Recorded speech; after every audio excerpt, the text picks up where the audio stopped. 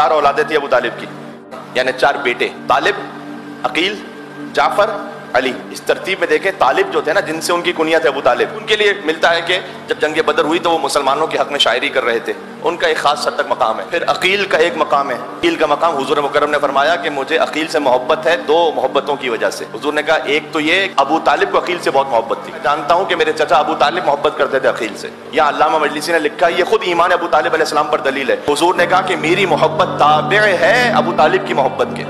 कहत आया था ना, तो उस वक्त लोग अबू तालिब अलैहिस्सलाम के बच्चों को अपने अपने घर ले गए थे, क्योंकि फख्र का जमाना था। तो मौला अली को जैसे रसूलुल्लाह ले गए, इस तरह से जाफर को कोई ले गया। अकील को किसी को नहीं दिया था अबू तालिब ने, अकील के लिए कहा था कि मैं पालूंगा खुद।